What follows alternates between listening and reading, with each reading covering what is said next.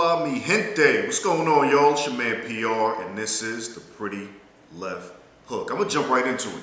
I was able to get with my man Gary Russell Jr. You already know, WBC featherweight champion, DMV zone.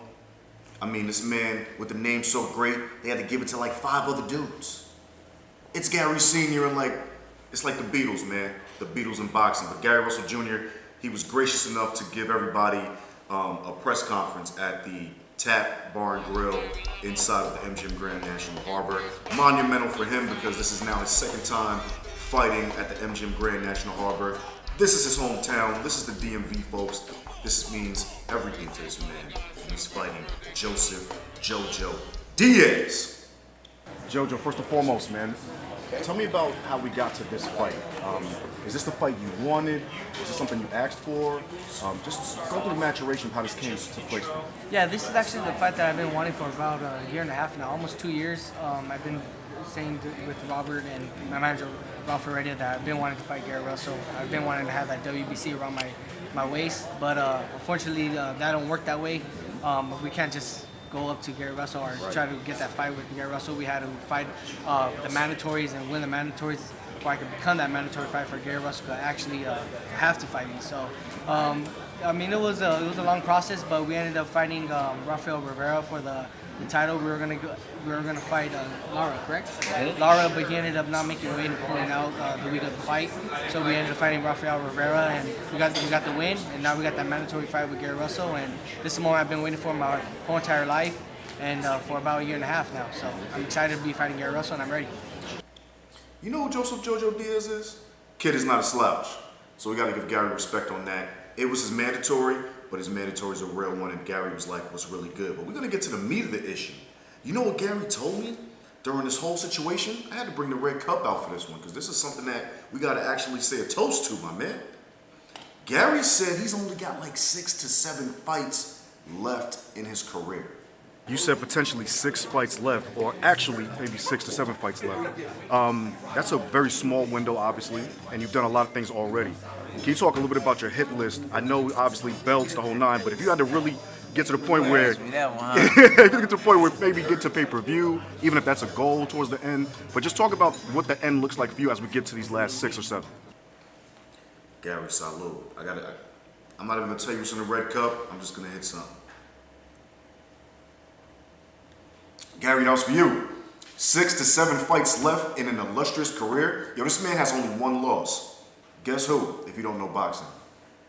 Vasily the Matrix Lomachenko. My last fight will be Lomachenko. I want to conclude my career with breaking my foot off of him. You know, that'll be the conclusion of it. Okay, so we're talking about a man so amazing, the only guy that can beat him is the best man arguably on the planet in boxing, right? Now he's fighting Joseph Jojo Diaz. He's saying definitively, I have 6 to 7 fights left. Gary then said, yo, Rhett, I need to get more money. My money's good, I'm straight, I'm not hurt. But I got like 6, 7 more fights left. So I'm gonna go up weight classes, back down to this weight class. I'm willing to fluctuate in weight. Right now, we good. Yeah, if y'all paid attention, I was eating my 30-day weigh-in. I came in at like 129, my 30-day weigh-in. That's 4 pounds away from where we need to be. We good, we in shape, we ready, we hungry. Gary's gonna do whatever it takes to get that next big check. 6, 7 more to go. He wants all of them to be whammies. What did Lil Wayne say? Barry Bonds out the park, B. So, listen. Gary said, listen, I have a hit list set up. Because I asked him frankly. I said, Gary, what's the hit list? He said, Ray, you know what, man? I wouldn't mind taking on Mikey Garcia. You want to know who I really want, though? Of course. I want Mikey Garcia. I'm planning on moving up in weight. I want Mikey. You know, and like I said, I want to finish out with Lomachenko. Absolutely. And any other fights that I feel as though would generate the revenue that we're looking for, we're willing to make it happen. I don't care if we got to fluctuate. We can meet at a catch weight. A lot of these dudes don't really, they not real warriors. They not willing to jump up and down the weight to make things happen. We're going to make it happen all the way around the world. I said, oh, really? I mean, you know I like this, right? Clearly, I love this, actually. I love everything about this, actually. And Gary let his nuts hang and was like, right, I said Mikey Garcia. Then he said, Matter of fact, we ain't, because I had to throw some shit out there. I said, what about my man Javante Tank Davis? DMV was good. Are y'all too close? I mean, super featherweight. I mean, his title's on the line. You move up in weight, you still got Javante Tank Davis out there as well. DMV local. Yeah, Is that something you would DMV entertain, or y'all too That's cool? something we entertain. We cool. We cool. You know what I'm saying? He's somebody that I actually watched grow up and develop as a fighter.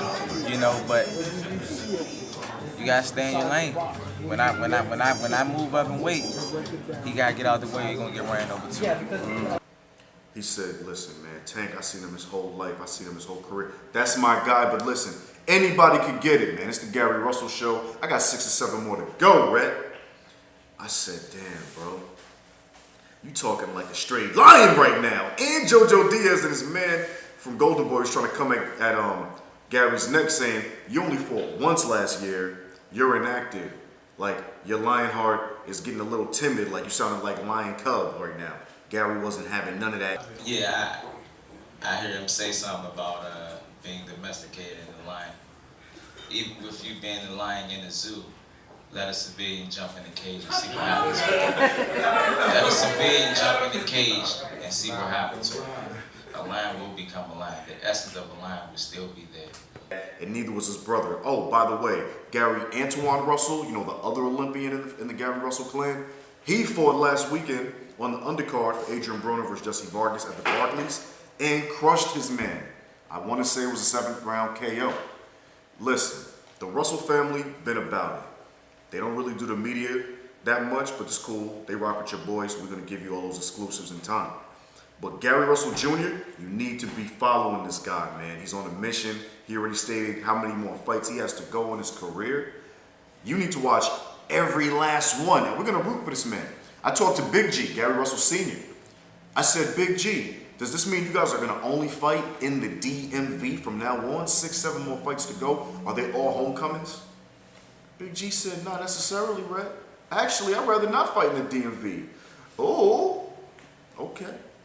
You look at the rest of Gary's career being in the DMV, you guys mind traveling as this thing progresses, or is this home and it's overseas? I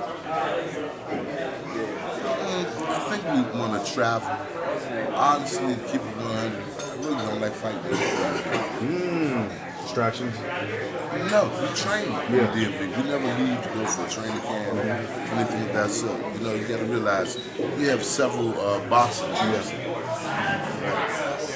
Several boxing gyms. And with success comes animosity and haters. And then he said, matter of fact, we know about that Vegas money. We know about that Barclays money. My son just got that Barclays money last weekend, my other son. Gary got 6, 7 more to go. We don't want him to have no concussions. We want his check to be correct. And Gary Jr. is going to keep this green belt and probably get some more belts, Reds. I said, Gary G, I'm not mad at you. You got a master plan. 2 Olympian sons, 3 professionals. 1 is a world champion. My brother, salute to you. Matter of fact, get Big G. I brought the red cup for you too, baby. Salute.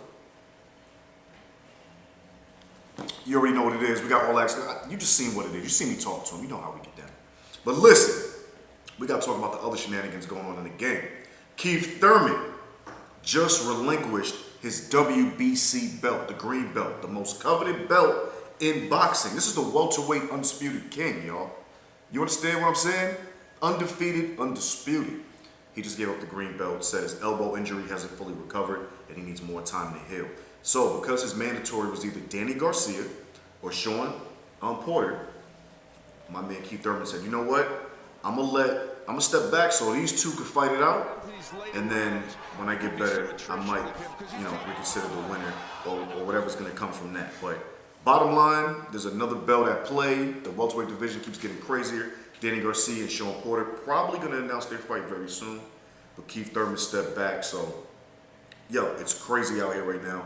Boxing is on fire. You already know what it is. We in the mix. I got the red cup. It's the pretty left hook. It's your guy PR.